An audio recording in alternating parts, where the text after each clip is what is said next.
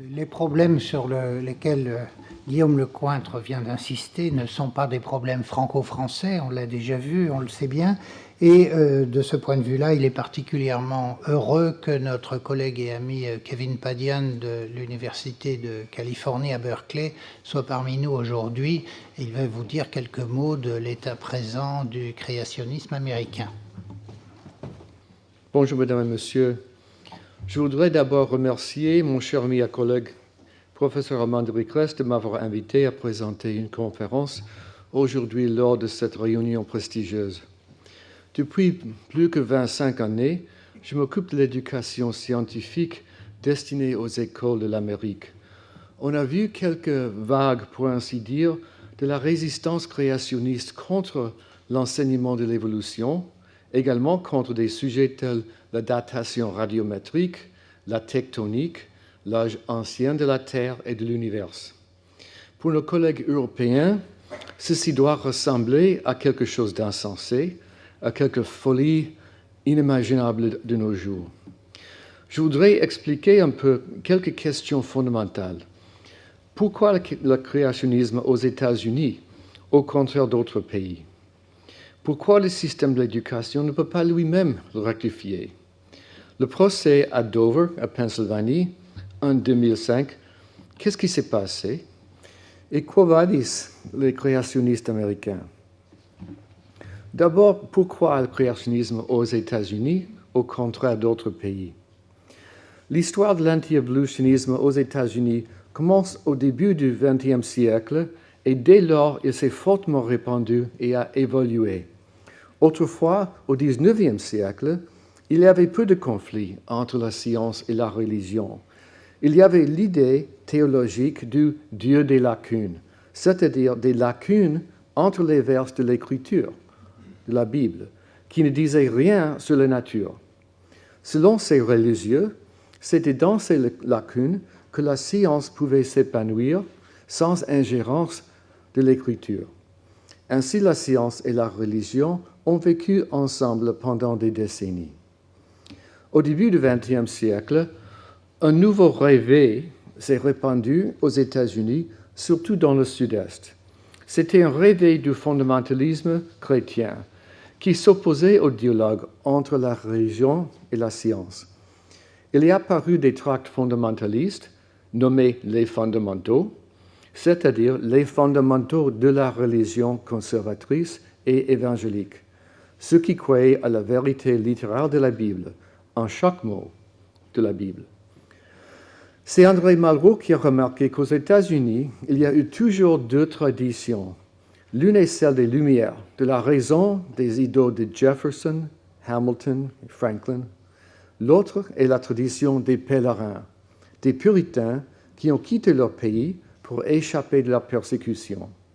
Et puis, après une volte-face, dans le Nouveau Monde, ils se sont mis à persécuter tous ceux qui s'opposaient à eux. L'histoire de l'Amérique, dans un certain sens, est faite du flux et du reflux des deux traditions. Pendant les 1950, la menace des Russes et de leur Sputnik a stimulé une renaissance scientifique en Amérique, notamment dans le domaine de l'éducation scientifique.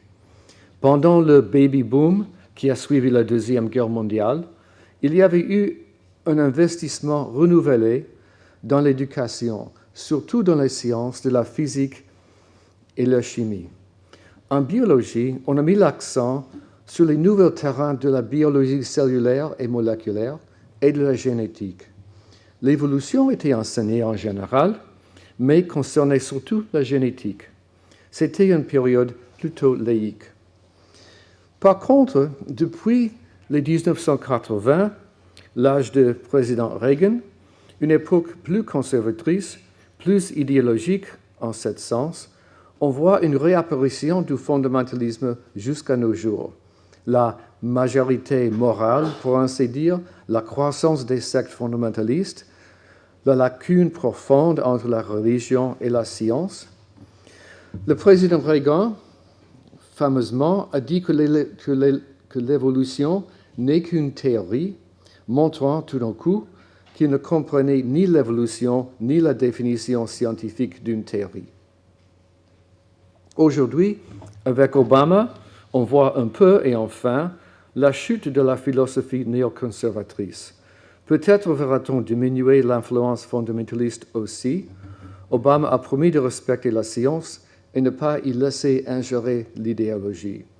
Nos scientifiques comptent sur lui. Pourquoi le système de l'éducation ne peut pas lui-même rectifier le problème créationniste? D'abord, un peu d'histoire.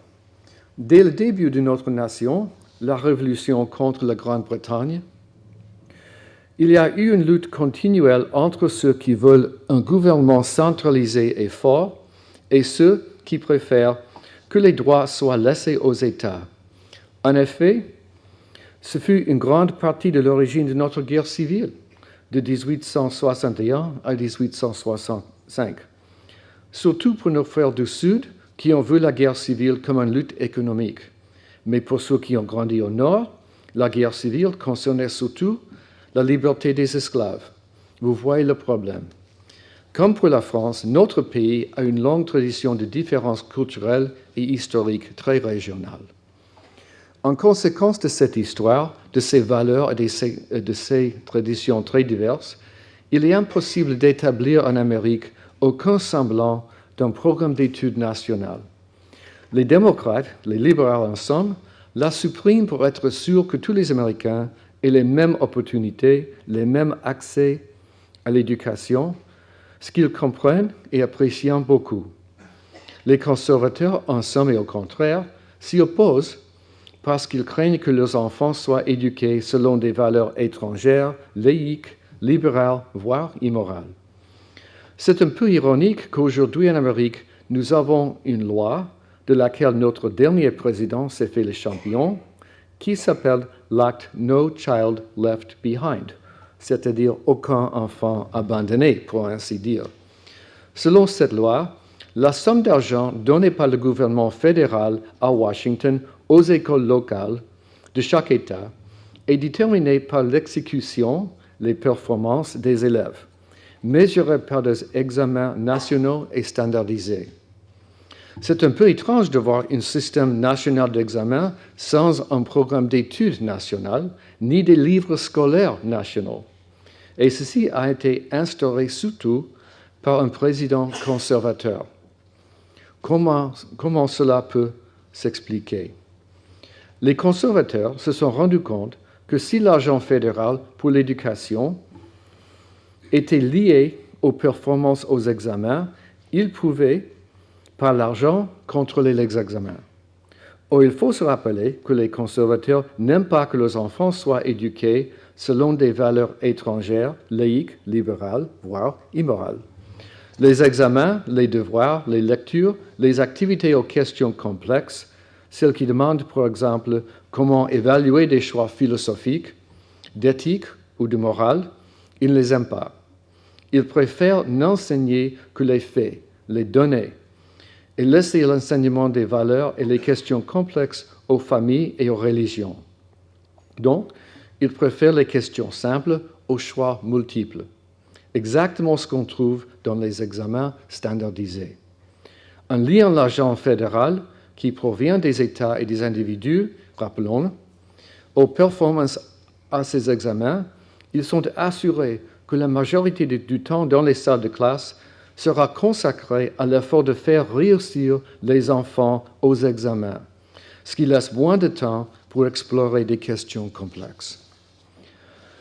Donc nous avons un système d'éducation un peu chaotique. Parmi nos 50 États, 23 sont ce qu'on appelle adaptionnistes, c'est-à-dire qu'ils établissent des comités tous les 3, 5 ou 5 ans pour juger quels livres scolaires, pour tous les cours de la littérature aux sciences, seront permis d'être achetés avec l'argent de l'État. L'examen des livres permet de déterminer s'ils sont conformés au programme d'études de l'État en question, mais aussi à la qualité de fabrication, la clarté, la lisibilité et même à la représentation des femmes, à celle des minorités, des invalides, etc. C'est une grande et complexe compétition. surtout dans les plus grands États, dont New York, Floride, Californie et Texas. Sur les programmes qui peuvent répondre à toutes les sortes de régulations et des examens bureaucratiques, y compris à la qualité de l'information selon les rubriques de chaque État, peuvent être qualifiés.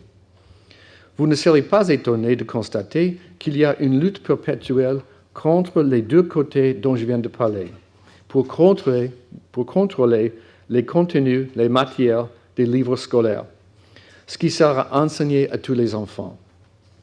Des organisations conservatrices attaquent sans cesse l'évolution, l'origine du vivant et l'univers, les choix littéraires qu'elles croient méchants ou immoraux, et même la façon d'enseigner les enfants à lire et celle de faire des mathématiques. Les pauvres messieurs et dames qui produisent ces livres et matériel pédagogique se trouvent sans cesse pris dans une tempête, comme vous pouvez bien le comprendre. Mais il ne faut pas trop les prendre en pitié. Afin de calmer et apaiser leurs clients, ils ont arrivé à rédiger et à éditer des séries de textes parfois presque vides d'informations utiles. En essayant de plaire à tout le monde, l'industrie a développé des livres très grands et très épais, très lourds, mais en effet plutôt semblables aux encyclopédies, aux dictionnaires, qu'aux livres qui peuvent expliquer la science et faire des étudiants des citoyens cultivés. Donc le procès à Dover, Pennsylvanie, en 2005, qu'est-ce qui s'est passé? En Amérique, chaque ensemble d'écoles d'une ville, d'un village ou d'un réseau des petites écoles locales a un comité de gouvernement élu par les citoyens. C'est souvent les niveaux les plus bas où ceux qui veulent un jour devenir conseiller municipal, maire, etc., peuvent commencer leur carrière. Mais en effet, la plupart des membres ne veulent que servir et aider leur communauté. Or, à Dover, il y a quelques années, en 2004, certains dans leur comité d'éducation se sont convaincus, étant chrétiens fondamentalistes, que le darwinisme, tel qu'ils pouvaient s'en rendre compte, était satanique, irréligieux, et ne pouvait pas être enseigné dans les lycées sans que soit enseigné en plus ce qu'ils nommaient des théories alternatives. Vous riez à propos de cette idée peut-être, parce que tout le monde sait que dans les sciences, il n'existe pas de théorie alternative à la théorie néo-darwinienne, qui était fondée plus ou moins sur les principes de Darwin lui-même. Mais les savants du comité de l'éducation de Dover insistaient pour dire qu'il existait l'idée du dessin intelligent, ou DI, en anglais, Intelligent Design. Mais qu'est-ce que le dessin intelligent? La réponse n'est pas simple. Au milieu de la décennie 1990, il est apparu comme mouvement intellectuel, fait évidemment pour stimuler des idées scientifiques en faisant admettre que la science ne sait pas tout. Donc, disent-ils, pouvait-on s'interroger pour en savoir plus sur les origines non matérielles du vivant, des espèces, de l'univers, sans les contraintes de la science traditionnelle? Qu'est-ce que le dessin intelligent ou DI? Ces partisans insistent sur le fait que, pour eux, la plus grande part de la connaissance scientifique dans toutes ces branches est normale et ne pose pas des problèmes d'origine et d'ontologie. Mais selon eux, on peut identifier parfois des cas où la structure d'un phénomène est si complexe qu'il est forcément impossible qu'elle ait pu être formée seulement par des processus naturels. On parle par exemple des machines biologiques très complexes avec plusieurs composantes mécaniques. Le flagelle du bactérium, selon les enthousiastes du DI, est devenu le symbole et l'exemple primaire d'une structure qui n'a jamais pu être formée par des causes naturelles, mécaniques, aléatoires, voire sélectives, parce que la structure est si complexe. Il consiste en une cinquantaine de protéines qui contribuent à la structure et la fonction du flagelle, qui fait tourner et propulse le bactérium partout comme une petite hélice. Le problème pour les partisans du DI, c'est qu'on connaît d'autres bactéries qui ont un flagelle, mais qui ont moins de 50 protéines qui le composent. Néanmoins, le flagelle fonctionne toujours comme une hélice. Réduit à une trentaine de protéines, le flagelle d'autres bactéries ne fonctionne plus comme hélice, mais il contribue, comme la plupart des bactéries au flagelle simple, au système immunologique. Pour ceux qui acceptent l'évolution, cette dernière fonction serait la fonction primitive, originelle des bactéries. Et au fur et à mesure, dans certaines lignées de bactéries, la fonction secondaire de la locomotion s'est développée. Mais le problème le plus profond pour les partisans du DI, c'est qu'ils ne peuvent pas admettre la possibilité de l'adaptation secondaire, parfois nommée exaptation. L'évolution d'une deuxième, voire troisième ou quatrième fonction d'une structure parmi les processus de l'évolution. Mais il est clair, d'après nos études des dinosaures et des oiseaux d'être mésozoïques, par exemple, que les premières plumes n'étaient que des filaments très simples, puis des filaments simples mais branchus, puis avec une tige ou avec un pédicule central avec des branches fines de deux côtés, puis avec des barbes aux branches fines organisées et finalement asymétriques. Cette histoire structurelle raconte aussi l'évolution de la fonction des plumes. D'abord simple pour l'isolation thermique, mais cependant parfois avec une pigmentation noir-blanc, éventuellement afin de se signaler ou de se camoufler. Puis allongée et branchée afin de protéger les œufs de la chaleur ou de les isoler, comme on le voit avec des squelettes des dinosaures du Crétacé posés, fossilisés sur ces nids. Et enfin avec des plumes bien développées qui forment une aile. Mais les partisans du DI insistent pour dire que c'est impossible de faire de telles transitions, que personne ne les a jamais vues, qu'on ne peut pas montrer comment la mutation au hasard et la sélection naturelle ont pu créer ces changements profonds. Pour eux, c'est toute la définition de l'évolution, la mutation au hasard et la sélection naturelle. Sans une explication détaillée, progressive, complète, point par point, de chaque pas, il résiste et nie la valeur de la science évolutionniste. Il insiste au contraire pour dire que de telles structures ont dû être créées par un dessinateur inconnu et puissant. Révolutionnaire, n'est-ce pas? Et pourtant, très tôt, il fut clair que le DI n'avait rien à faire avec la vraie science. Il n'y avait pas de revue de leurs travaux par des pairs, par exemple. Pas un seul article scientifique. Les essais, tracts, conférences, réunions, brochures étaient bien financés par des fondations et par des individus conservateurs. Au fond, c'est un mouvement religieux et culturel dont le but est de remplacer les institutions laïques des États-Unis par celles qui seraient plus chrétiennes et plus conservatrices. Là, ils admettent eux-mêmes. Donc, notre stratégie pour le process de Dover, pour laquelle j'étais un témoin expert, a été de dévoiler et de détruire cette supercherie. Le juge a décidé, d'abord, que la promotion du DI par le comité de l'éducation de Dover avait bien franchement un motif religieux. Deuxième, que le DI n'est pas scientifique du tout aux yeux de la communauté scientifique. Et ça, c'est important parce que personne ne veut que les juges déterminent qu'est-ce que c'est que la science, surtout les juges. Et trois, que les fausses critiques de l'évolution ne peuvent pas être enseignées dans les écoles. Pour nous, c'était une grande victoire, et une victoire absolument nécessaire parce qu'elle ne souffre d'aucune ambiguïté.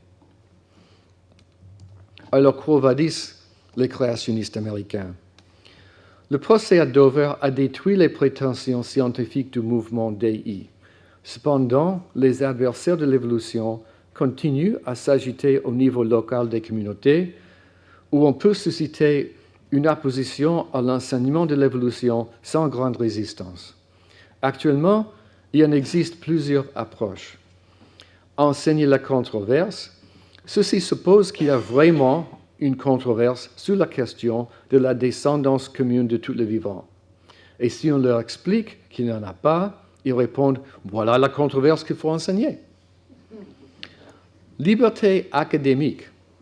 En Amérique, cela veut dire que les professeurs des universités peuvent poursuivre leurs recherches sans ingérence idéologique ou politique des autres, et que les professeurs des lycées sont libres d'enseigner des programmes approuvés par l'État.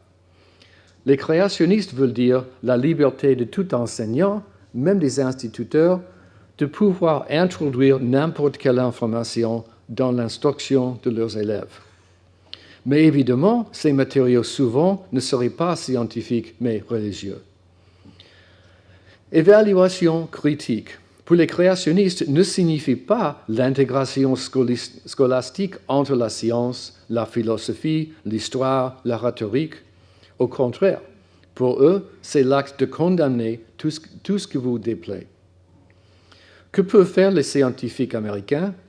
S'engager dans la formulation, dans le développement des programmes scolaires des États, améliorer des livres scolaires, assister aux réunions publiques, aider les enseignants et les professeurs en leur offrant soutien et information, rester vigilants et se tenir au courant des efforts des créationnistes, et surtout écouter les problèmes et les questions des collègues des écoles qui ont besoin de l'aide et de l'information scientifique.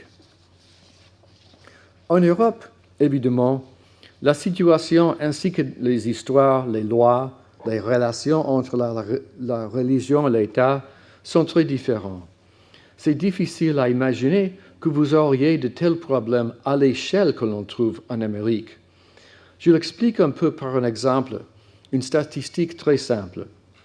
Parmi les 33 pays du monde se nomment développés, les deux qui sont les pires en ce qui concerne l'éducation publique en évolution sont les États-Unis et la Turquie. Qu'est-ce qu'il y a en commun entre ces deux pays? Le fondamentalisme. La différence, c'est que chez nous, il s'agit des chrétiens et chez eux, ceux d'islam. Voilà très brièvement une petite histoire et une perspective sur la controverse américaine, et voilà où nous nous trouvons aujourd'hui.